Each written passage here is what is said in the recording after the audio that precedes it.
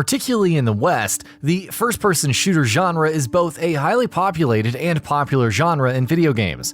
It boasts a number of known franchises, including Doom, Quake, but even outside of these mega blockbuster tier of names, all of which have had ebbs and flows in their levels of popularity, there exist a great number of other venerated and worthy franchises to be known, which may have been forgotten in the information cycles, frequently circulating more games for us to purchase and learn about. One such iconic franchise is the TimeSplitters franchise, recently announced to have been acquired by THQ Nordic in August of last year. The developer of the first 3 games, Free Radical Design, was a studio formed by people who used to work for the legendary game developer Rare.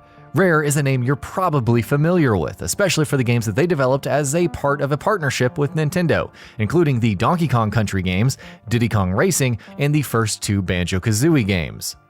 Free Radical Design was founded in 1999 and throughout its lifetime worked on the TimeSplitter franchise before it faced financial difficulties due to the poor sales of Haze.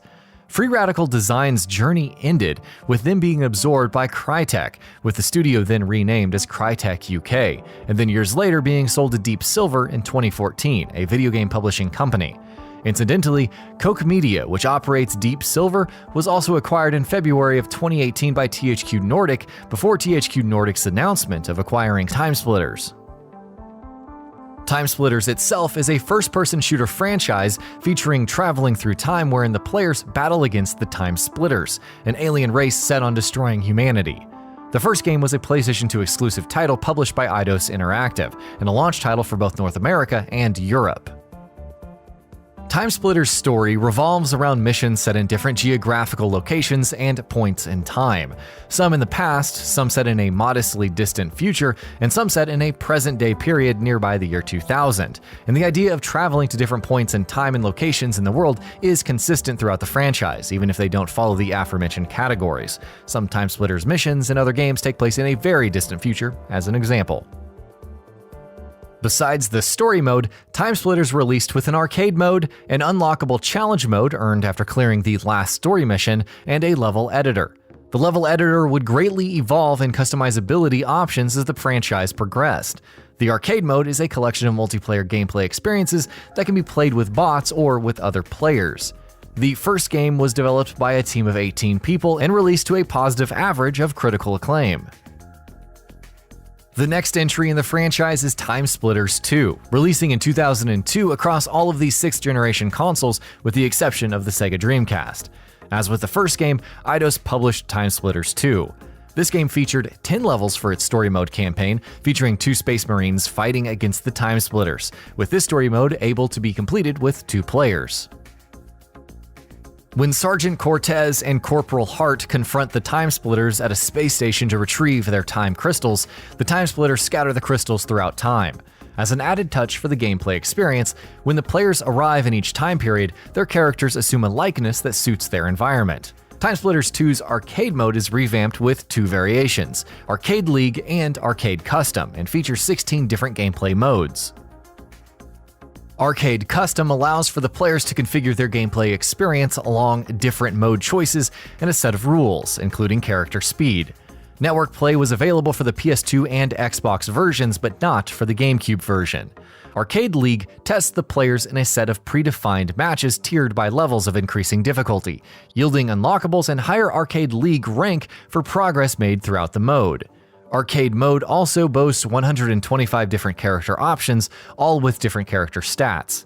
The level editor returns for this game, this time allowing for designers to make stages for the story mode in addition to arcade mode. All of this added up to a game that was even more critically lauded than the first one. The third and currently final entry in the franchise is TimeSplitters Future Perfect, releasing for the same 3 6th generation consoles in 2005, but departing from the second game by being published by EA Games.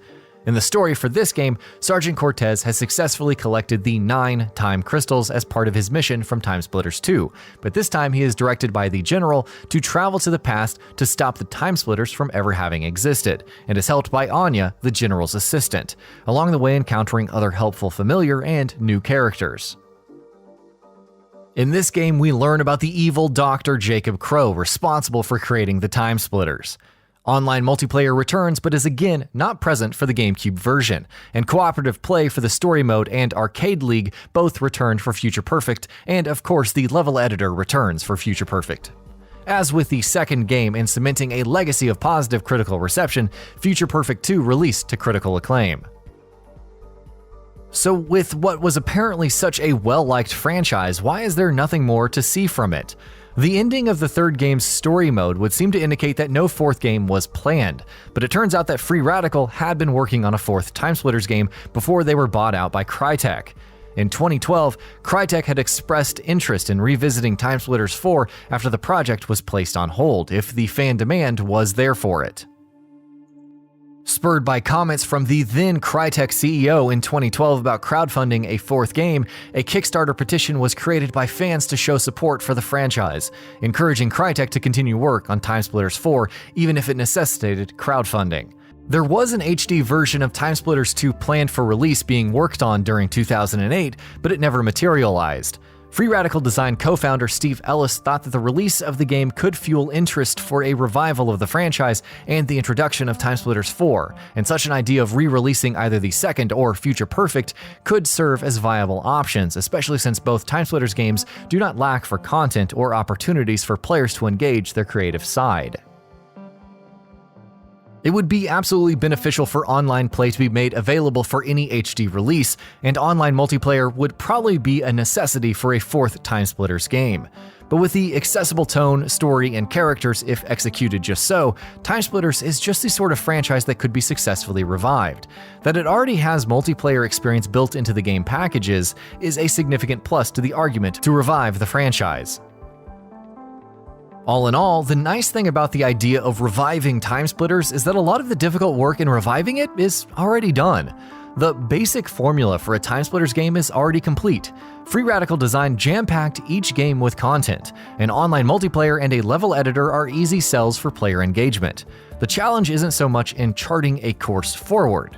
The big challenge lies in convincing relevant personnel to jumpstart development effort for either an updated release of a previous game or for a fourth game. It's hard to say which types of games that a revived TimeSplitters franchise would be competing with, besides just the glut of options available to gamers, because TimeSplitters is so distinct from other franchises in the first-person shooter genre. But it's that distinct identity that should help it stand out from the competition and enable it to build a modest following on top of what it already has. Be sure to tell us what you think about the TimeSplitters franchise. Do you have a favorite funny moment in the games? Do you think that the franchise should begin its revival by re-releasing a past game, or immediately starting with a new entry? As always, thanks for watching. And that about does it for this video. If you enjoyed what you watched and want to see more from Gaming Bolt, you can always hit that subscribe button and turn on the bell icon next to it. That way you will never miss any of our videos.